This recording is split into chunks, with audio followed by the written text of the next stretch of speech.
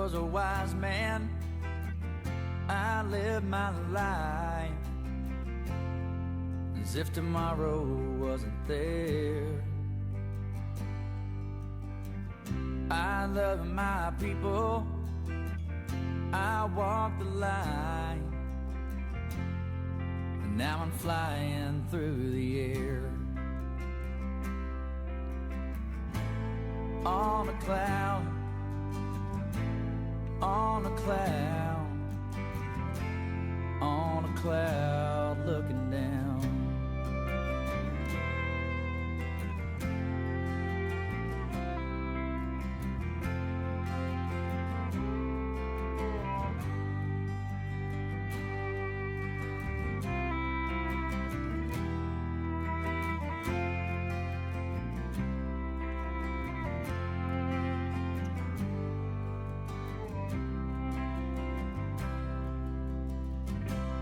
Tell my brothers that I love them.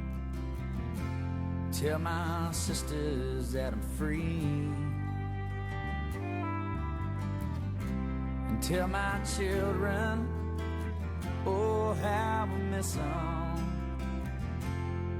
But heaven's waiting there for me. On a cloud, on a cloud, on a cloud looking down.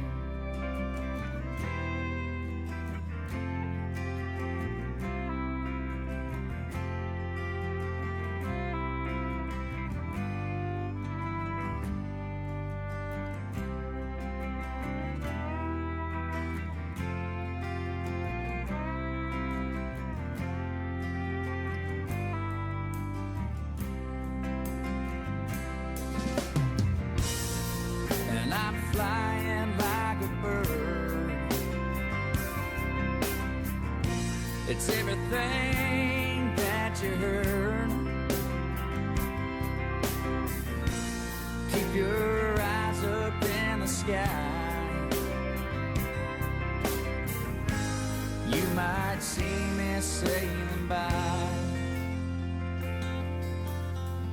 Farewell, fine people, we'll meet again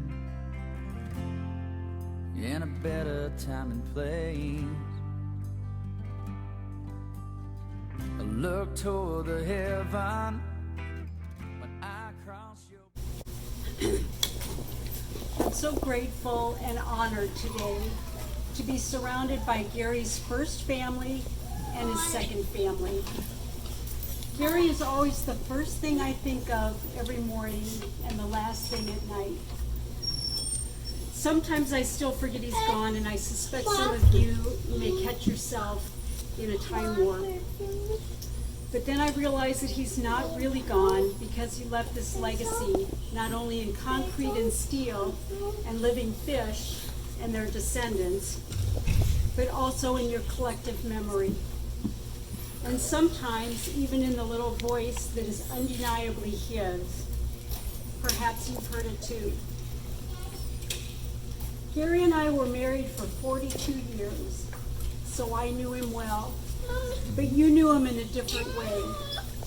In some ways better, working side by side, day by day in the trenches.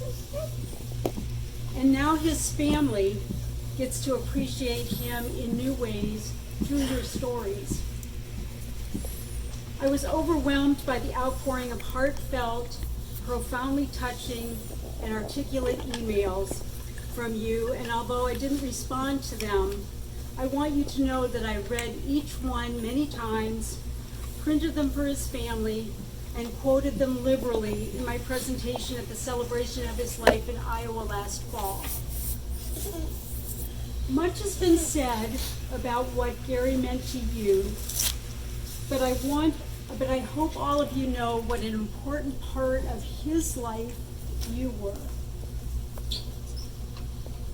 His postponement of retirement spoke to the fact that he truly loved working with you.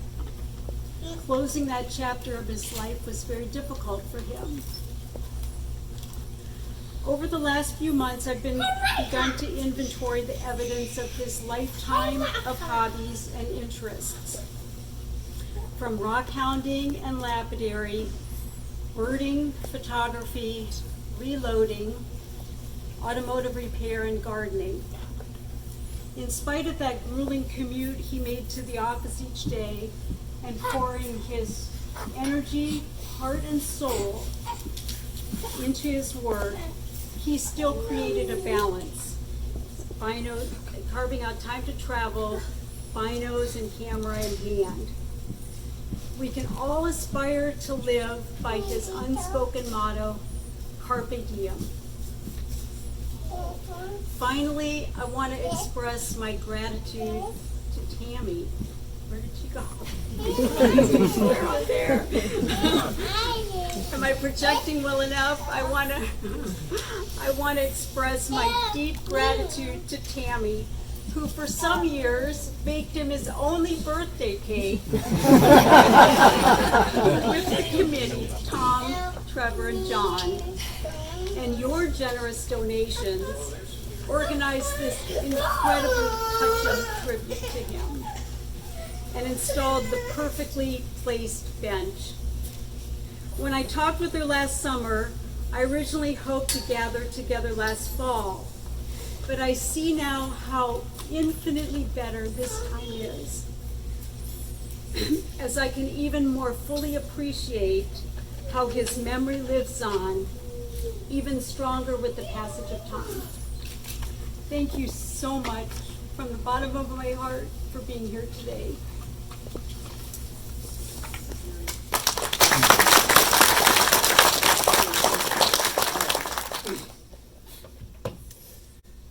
Gary would have loved this gathering as long as he didn't have to go to it. He would have loved the idea that we were all here together, but he would not have wanted to have been here. Gary was a very private person, as you all know. Gary was very kind and willing to share his time with all of us. Had many conversations with Gary, after work hours as he was waiting for traffic to clear out so he could get home. And,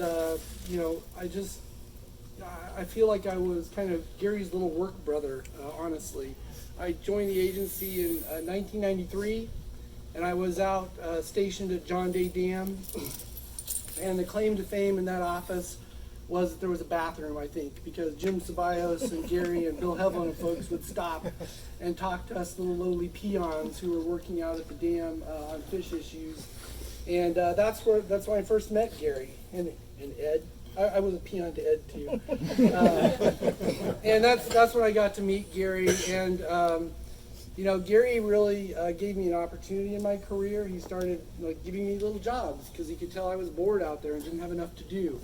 So he would give me little things, try to figure this out, look at this data. And I would write up my little 230-page reports and send them in.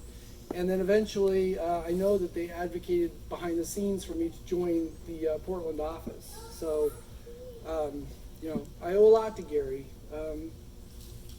just from a career standpoint. Then maybe I'm not so fond of Gary for one reason, though, which is in about 2005, Jim Ruff, who could not be here, announced that he was going to be leaving the agency. And Gary looked around and did a quick head scratch and decided that he didn't want that position.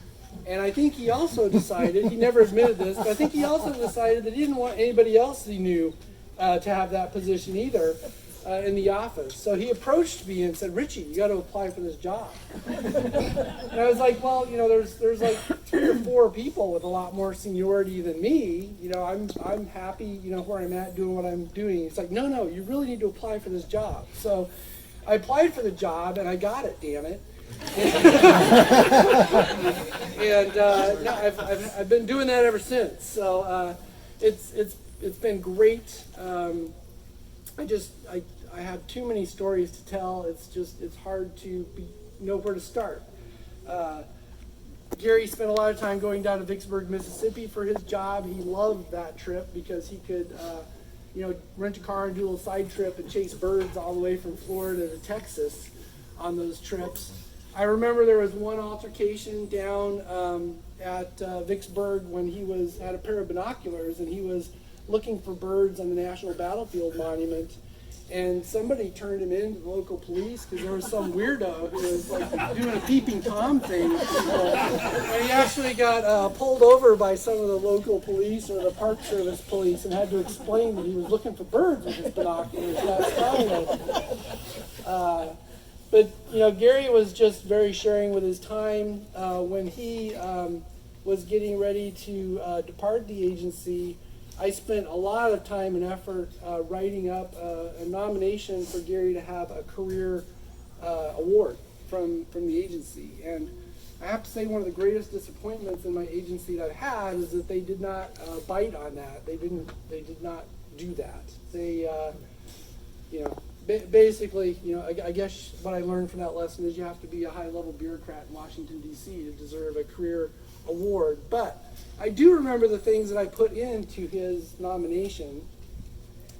And one, I pointed out, and I was reminded as we drove up to the dam that, Gary and Ed and the Corps folks who are working on these issues, they really invented, fish passage, especially juvenile fish passage in this region.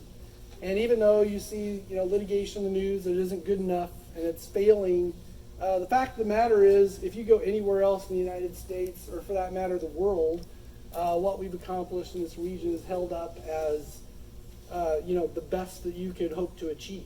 It's, anywhere else in the world, what we've accomplished is a marvel, and it's just here in this basin that people are more jaded and, hopefully concerned about fish and unhappy with that. So I pointed out that probably as an individual, Gary Fredericks' career saved the lives of more salmon and steelhead than anybody else on the planet. I just can't imagine anybody doing more. The other point I made, and I'll finish with that, is Gary was such a mentor to everyone. He was very generous with his time, and anybody who had a good idea he would listen to, and I just really miss him.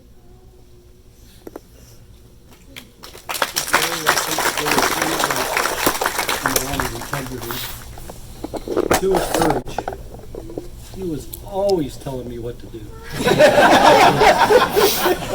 Did he do that to you too?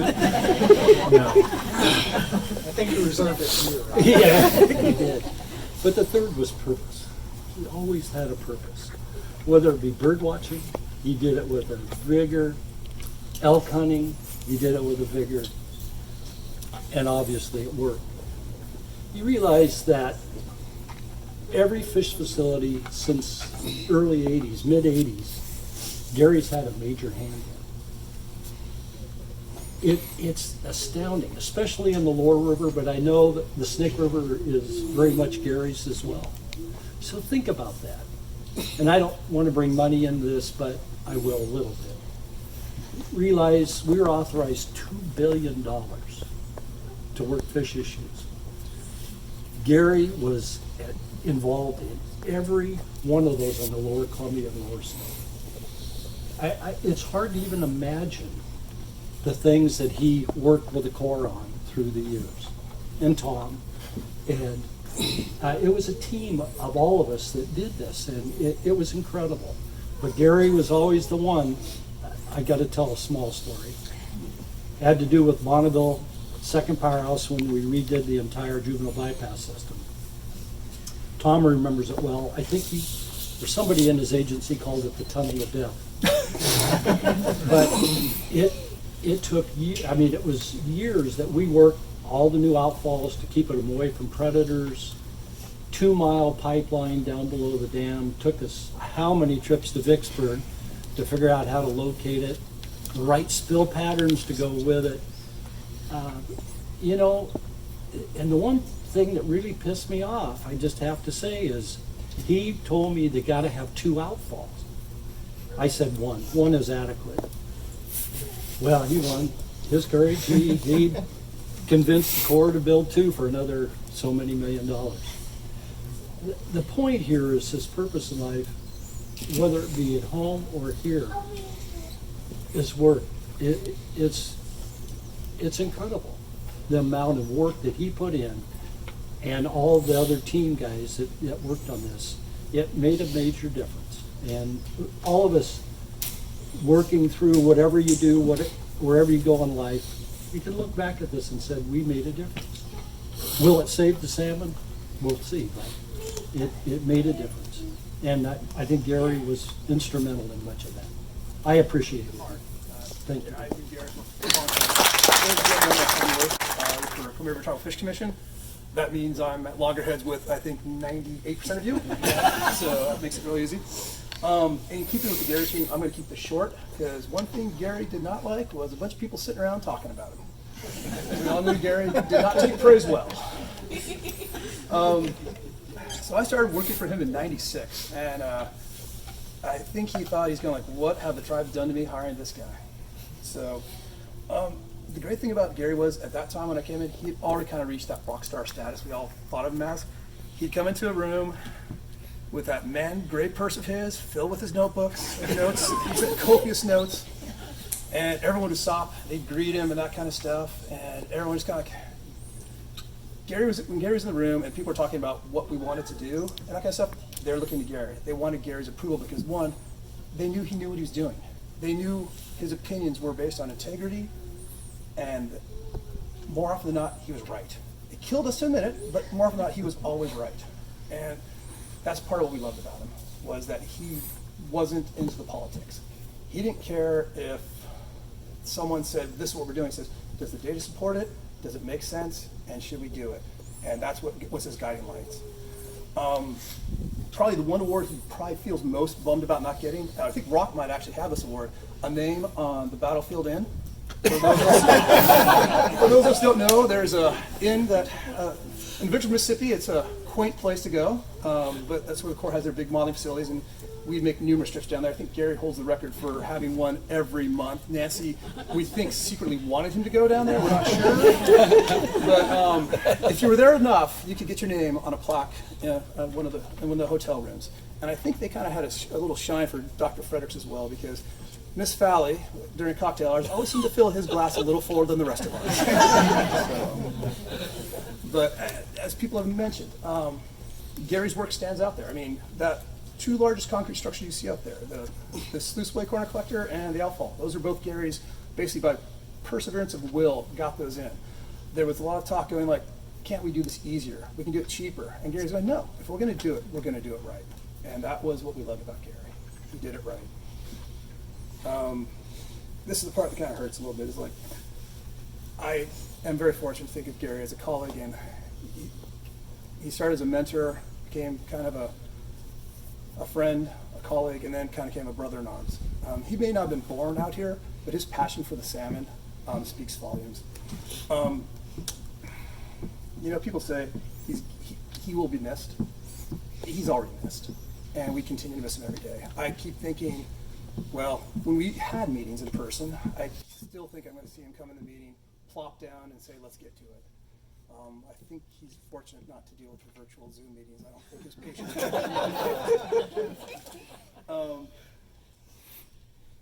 I just want to say I feel fortunate, and I think we're all fortunate to have had Gary in our lives. He made things just a little better for all of us. Yeah, because of, my name's Ed Meyer. I'm a fish passage engineer, or retired fish passage engineer with NOAA Fisheries. I came to work for NOAA in August of '91 and worked with Gary every year since then. And more than a mentor, a real friend.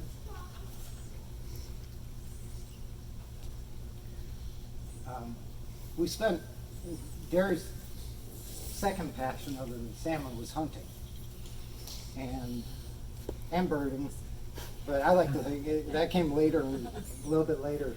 So Ken Hamoka, myself, and Gary, we used to elk hunt quite a bit, number of years down in Diamond Peak wilderness areas, and we have. Don't say where. Close if you did. No, But we have stories of hunting down there that I think we all have fond memories of the time spent down there. I was thinking, what can I do a little bit differently? Gary, I look up and down the river, and all these structures, at least the lower Columbia, Bonneville, John Day, and the Dalles, they were all influenced by Gary. We helped design and build all of these, and all the spill patterns that you see, those are heavy lift, and those are single lift by Gary. He drove a lot of that, and you're right. I can remember down in Erdek, he tells a story about being down in Erdek, and we're siting outfall locations on the big models, the big scale models down there. And I remember him telling a story. Everybody was down there, and the Corps was all looking up here for an outfall, and Gary was. And each one of these steps is like 2,000 feet, and he's like, here, and Rock's like, no. Gary's like, here, this is where it's got, and I believe these are the outfalls that we're going to go down, and 7,000 feet 2 miles. downstream, 14, yeah, it was. But that was his tenacious. He knew where the spot was going to be, and he dragged everybody kicking and screaming along for that. So, a story, I'll give you a little sideline story, not related to work because he did so much for all of us. And like I said, I really consider him a mentor and a friend and a brother, a hunting brother, because we spent time up chasing deer in Chisnemus and spent a lot of time chasing elk. And I'm kind of disappointed. I'm retired now and I've lost my partner. So, there's a story I shared with Nancy. I came to work August 91. Gary took me under his wing and took me deer hunting. And we were going to go deer hunting. And his idea was, back then, Willamette Valley had a doe season.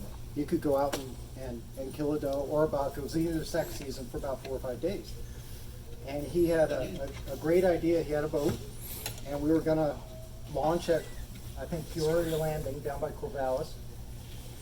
And we were going to motor up. He knew some islands that were public land, and we could hunt those. So Nancy went with us, believe it or not, and we're motoring up in the dark, heading upriver. And so I'd known him, less than 5 or 6 months. We land, we get out of the boat, we're getting all our stuff, we're getting ready, getting our rifles ready. And I looked up, and there was a small buck, had just stood up out of a bed, and it was no more than 30 yards or so. And I said, "Can we shoot any deer now?" He says, "Yeah." I said, "Can I shoot that one there?" And he's like, "What the hell are you talking about?" And I pulled up and I shot it. And he didn't see it. He didn't see it. It was one of these ones that he was looking out in the distance for this deer. And it was right at our feet. Well, I dropped the deer and I said, "That one there." And I shot it. And he walked up and he's like, "Dang." Nancy and Gary go hunting. I'm working on the deer. And I hear a shot. Bang. Okay, Gary got something. Bang. I see him coming back, and I can remember this to this day. And he's dragging. And I thought we were both using lever action guns, and I thought he was dragging his rifle behind him. What the hell is this guy doing? Just coming along like this. And I thought, this is a really strange guy I've done hunting with. And it turned out he shot a very small deer, because I said, "What are you doing?" He said, "Well, I shot my deer." That was not, Gary was very disappointed that he shot such a small deer, but it was a good eater. That was a good eater. And later we talked about that, because that was the first really hunting trip other than some of the other deer hunting trips. But that one stuck in our mind. That was the first time we went out. I appreciate him taking, a relatively new hunter out and showing me some of the ropes there. And he thought, as we were talking years after, he said, "When you got out of the boat and you picked up that rifle and you went to shoot, I thought, holy crap, this guy's crazy. What the hell are we doing here? And I told him, I said, I thought the same thing. What were you doing, dragging your rifle back? So we laughed and laughed because we thought we got tied up with the wrong people. But yeah, I have a lot of memories. It's a lot of fun. It's been a wonderful trip and a lot of good work with the Corps. Partners. I think we're all partners. Spent a lot of time down in Vicksburg. Spent a lot of meetings arguing. Spent a lot of, it was all good. Gary never held grudges. He just knew what was right. And his secret was he could convince anybody else what was right, and it was going that way. So. My name's Ken Homolka. I took a different career path. I went with the Oregon Department of Fish and Wildlife and retired just a few months back. Gary and I were long-term hunting and fishing partners, and we did that for decades.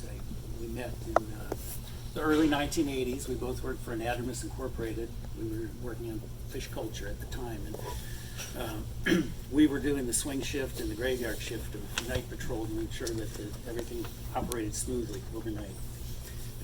There's plenty of overlap where we had a chance to start chatting and talking about career interests and more importantly about fishing and hunting. And I guess Gary being a duck hunter, a knowledgeable duck hunter, he was very excited about that, and I hadn't done it very much, so we ended up working together to schedule a duck hunting trip. And a lot of these fishing and hunting trips, I guess I wouldn't call them trips as much as they were adventures or expeditions. We always went to wilderness areas, and we went cross country, and back in the old days it was paper maps and compasses, and just going as far off the beaten path as we could go.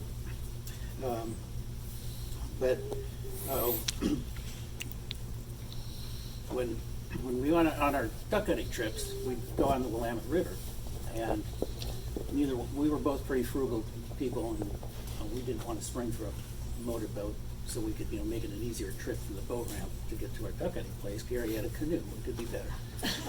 So that kind of complicated how we set up the logistics for the trip. We had to get an early start.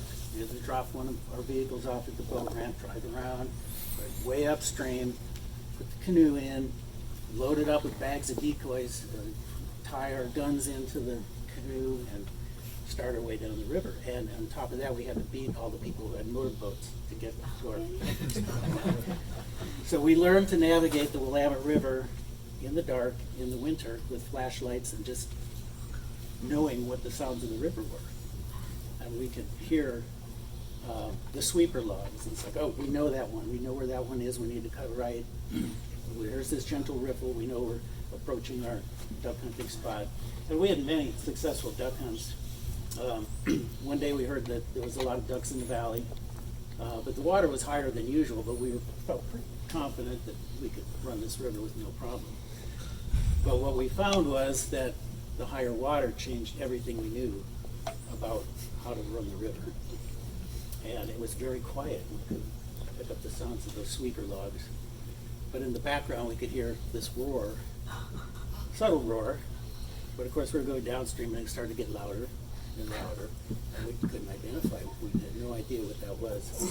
Then we finally got so close to it, it sounded like Niagara Falls or something. Got the light out, and on the point of the island where all these massive cottonwoods stack up, they pile up on the points, and they're like 30 feet of big logs. And the water was just washing up on about 10 feet high and then splitting over these logs, and we're heading right for it. And we had kind of a look of terror and fear. We managed to make the right call and kind of made it off to the right and made it down the channel. I don't remember how the duck hunting was that day. Many years later, that particular event. Yeah, and I guess our elk camp, you've heard a lot about elk camp. Gary and I started hunting together, and we had a pretty bare bones elk camp. It was our pickup trucks. Those were our tents on wheels, pretty much. And it was rain, snow, sunshine, heat, cold, you name it, that was it. the local wildlife biologist from the Oregon Department of Fish and Wildlife used to drive through that area to check elk hunters, but he never ran into us because we were always out in the woods, you know, first thing in the morning, all day long, come in at night. Gary was very adamant about why be in camp. You can't find elk in camp. You need to be out all day long. But I would check in with the wildlife biologist after the end of the season and tell him how we did and what we had seen. And a few months ago when I was retiring, that same biologist was talking, you know, with the retirement group. And he was, I remember you guys, you were like the toughest elk hunters. You were just tougher than nails. You were out there constantly, you know, looking for elk and sleeping in the back of your pickup trucks. And I don't know how you ever did it. And I reminded him that one of our camps was called Camp Misery. And he said, to me, all of them were Camp Misery. But yeah, those are, had a lot of great hunts, a lot of exciting times. You know, those are the things that we like to do, you know. And people can say, oh, Camp Misery, that sounds awful. No, we relished that. That was wonderful. Gary was so determined to, you know, to go out, and he just did not give up itis at all. And it was just a real pleasure. I had so many great memories of those times.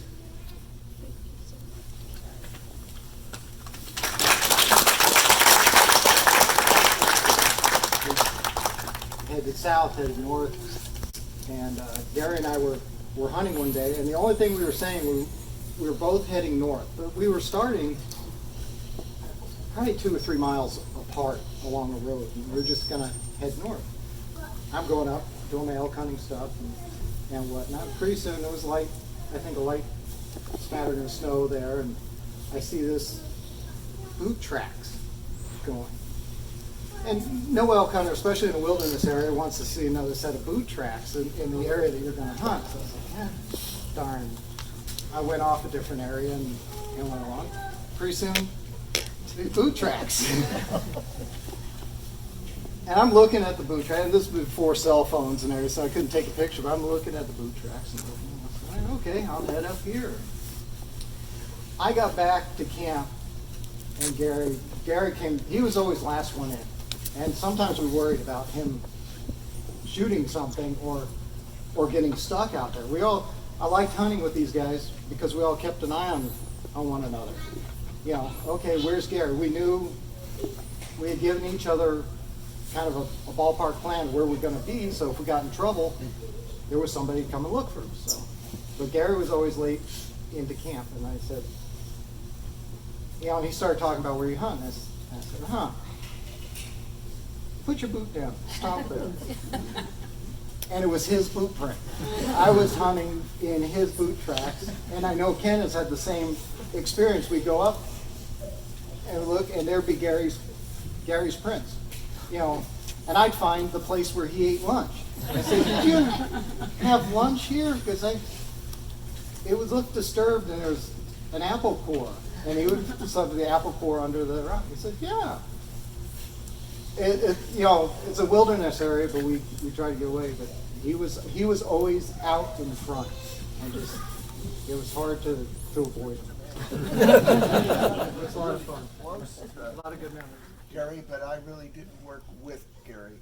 See, I wrote these things called biological opinions, these grotesque documents that you spend hours and hours. So I want to tell you. That's accurate.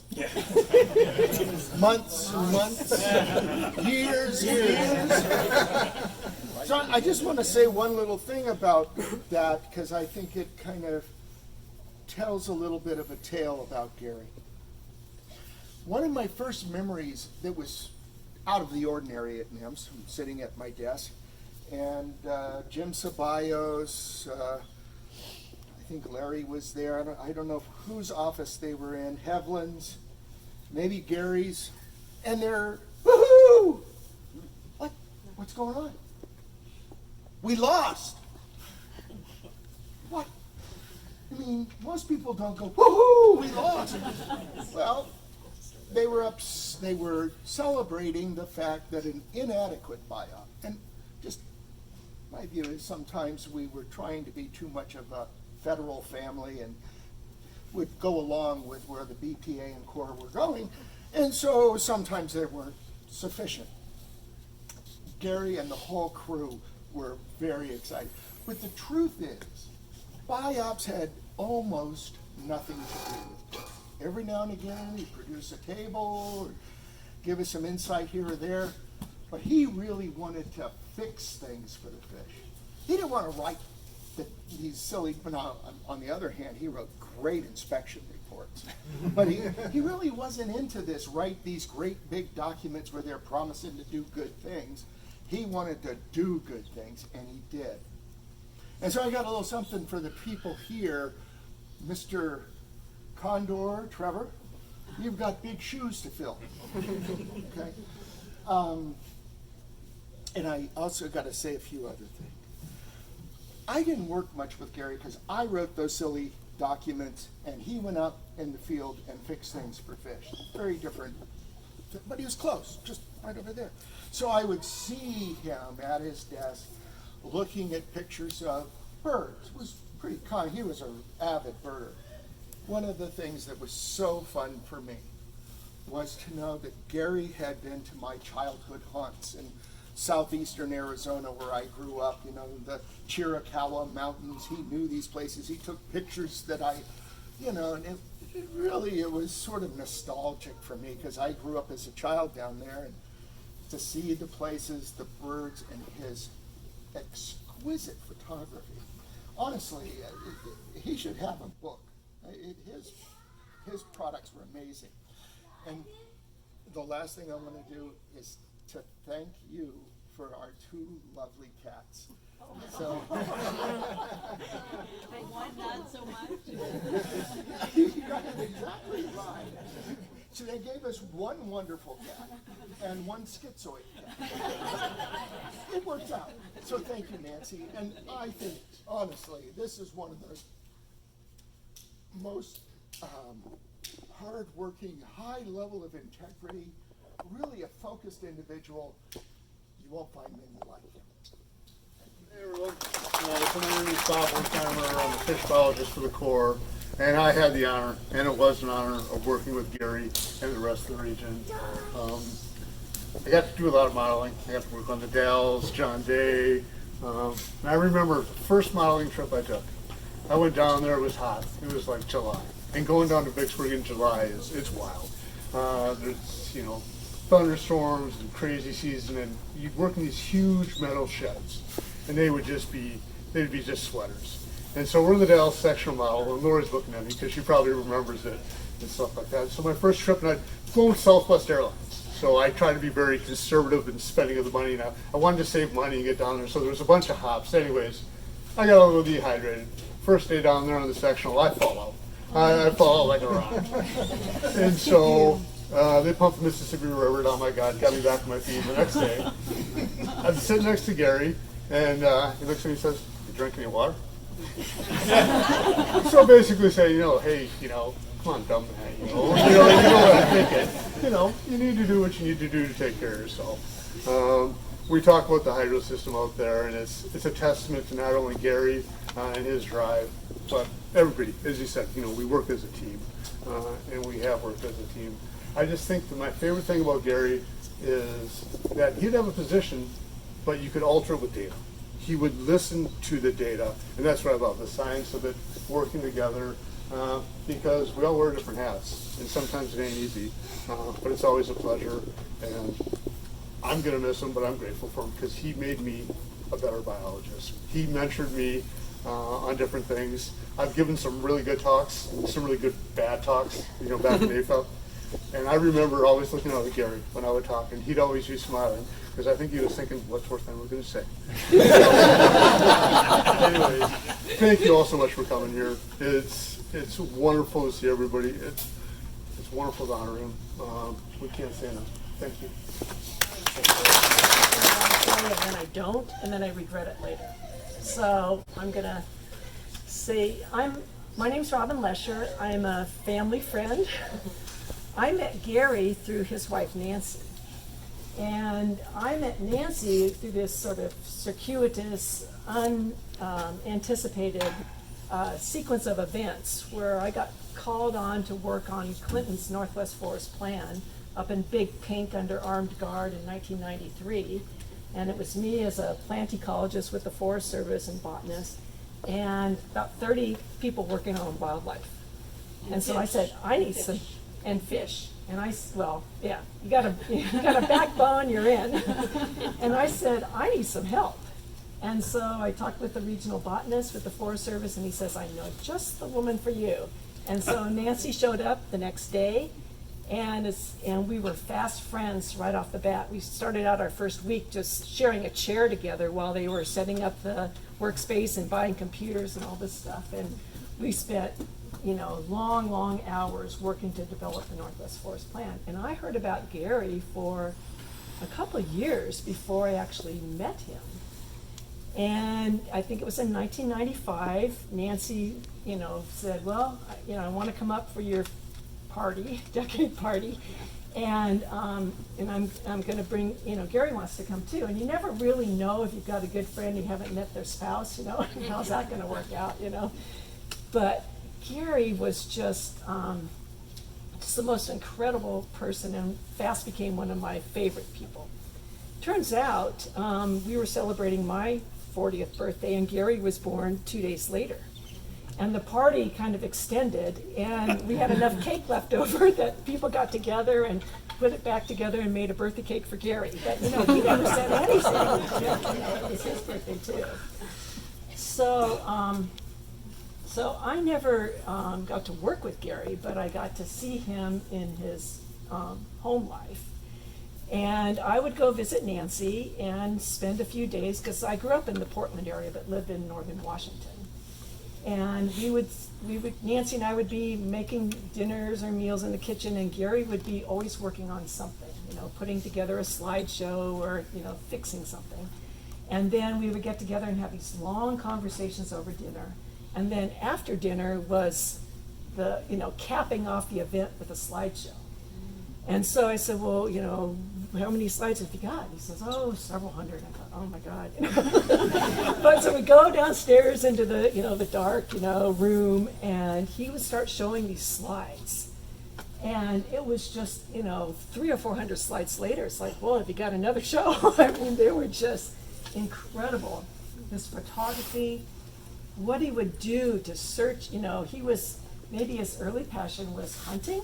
Well, he would hunt for the best bird pictures that he could capture. And I have shared so many of his photo cards with family and friends, and I go to visit them and they're up on their mantle, or or where did you get that picture? And so, that's one of, besides his legacy of what he did to, protect salmon, and as a sixth generation Oregonian, I really appreciate all that effort and what it took to get to where we are today. But another part of his legacy is his photography and all the images of birds he captured from all over the place. And he had such a passion for nature, and such persistence and tenacity for just, seeking out the best photo. He'd hear a bird call, and it's like, I'm going to find that bird. Or he'd go to some place to find a bird. And the one regret I have is I only got to do one birding trip with Gary, besides when I was sitting around the table and we had our binocs and we were watching all the birds that were coming to their feeder at their beautiful home and garden that they, created and nurtured together. And so there was this gull. I call them seagulls, and Gary, it's like, oh. He grew up in Iowa, where they don't have the sea nearby, and growing up on the West Coast, it's like they were seagulls. And so, and this was a seagull. He flew all the way up from the Galapagos, and he was in the Seattle area. And so it's like the one time I get to go, Nancy says, well, we're coming up. We'll be there at early in the morning, and we got to go find this gull, the black-headed gull or whatever his name was. So it wasn't just this beautiful natural area. It was this old abandoned industrial site along Puget Sound with old fuel storage tanks. And here's this Galapagos gull that we spotted, in this old abandoned building. But that was a really special time.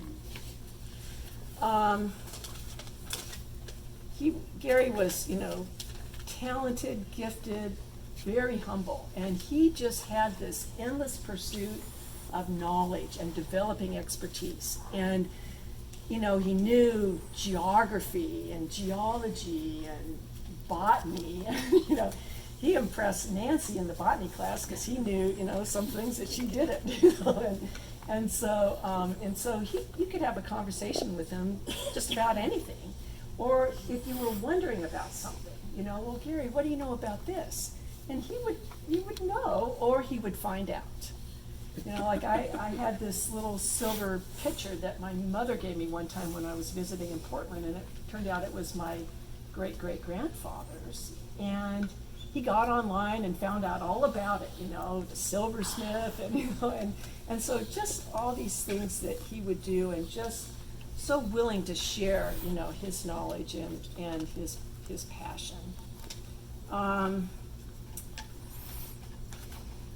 Of all the people I know, Gary lived life to the fullest. I mean, that guy never slowed down, except if he was quietly stalking a bird or just sitting there, with his binocs waiting for, one to come by where he figured they would be. But, working, to do salmon recovery, he'd get home after, 50 or 60 hours a week in the office, and then I talked to Nancy, I said, well, what's Gary up to?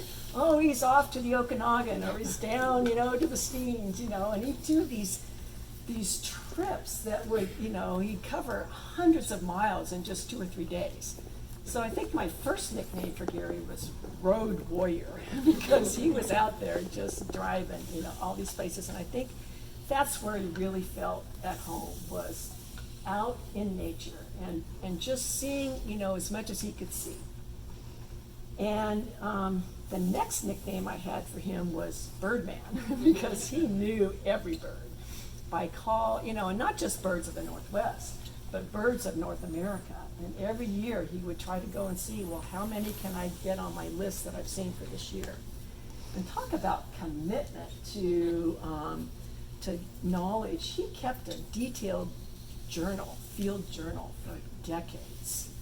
And you think about the value of that, and that's, I've tried to do that, and I get a few pages, but Gary has volumes. And you pair that with his photography, and, what a legacy, that we all have to benefit from.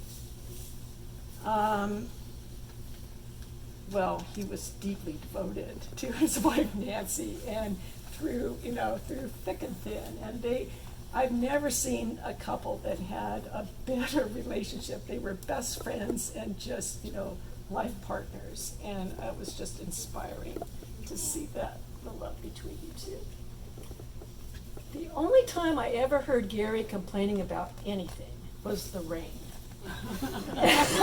Being a wet sider, I love the rain. And maybe it's in my DNA because my family's been here since 1845. But I moved to the east side for brief, interludes, just for a few months. And I missed the rain, so I moved back to the wet side. But I go up, usually, I'd be doing field work all summer. So I'd usually visit Gary and Nancy during, the dead of winter, when I'd come home to visit my family over Christmas. And he'd be out there gathering the data every day with the rain gauge, and marking that in his calendar. And so he'd know, that it had been, over 100 inches so far or whatever. And it just drove him nuts after a while, and he would get stir crazy and have to head down to the desert. But despite of living in one of the wettest places in Southwest Washington, no moss grew between his toes. I mean, he was like on the road, always doing something. And I feel so fortunate to have had Gary as part of my life and to have known him as a friend. And he's one of my favorite people, and I miss him terribly, and I think of him all the time. And so thank you. And thank you all for coming today. I mean, this is just such a tribute to him. And the first I think it was you, Richie, when you got up, you know, the last thing Gary wants is a bunch of people standing around talking. Yeah, and he was just humble that way, and he was just, yeah, just a wonderful man. So, thank you. So we needed to figure out a way to safely pass juvenile fish. And we tried all sorts of things. We were on the model. We thought about taking out the baffle blocks. We had, in the model, we had water shooting 20 feet in the air. We didn't think that'd be so good for fish. And so we ended up with this wall that allows us to spill through the spillway through a confined number of bays. We did it initially with, it was a short wall, and we lost too much water. It spread out too much on the Stilling Basin ramp, and so we were not getting good egress. So we were putting the juvenile fish in a good place to move downstream. So we made the wall a lot longer, and it allowed us to move that flow into the main channel of the river and to put the juvenile fish in a good egress position. And it's a home run for juvenile fish. If we keep the spill levels where they need to be, it's a good solution for the Dalles. And Gary definitely had his hand in it.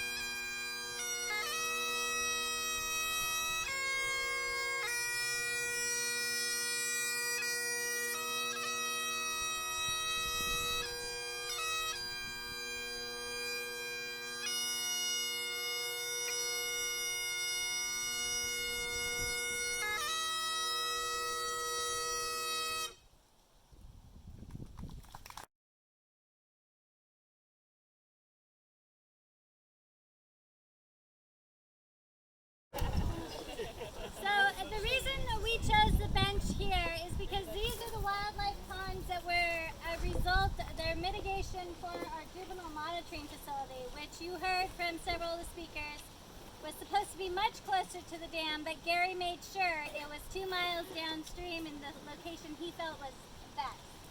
So all of this is because of Gary, and now people can sit here on the bench honoring him and look out over the wildlife ponds that really are a tribute to him. Oh my God. Okay. It says, in memory of Gary Fredericks, when nature has work to be done, she creates a genius to do it. And that's an Emerson quote that several of us felt best embodied what Gary really was to us and the region. All right, that's it for my public speaking. On the bench.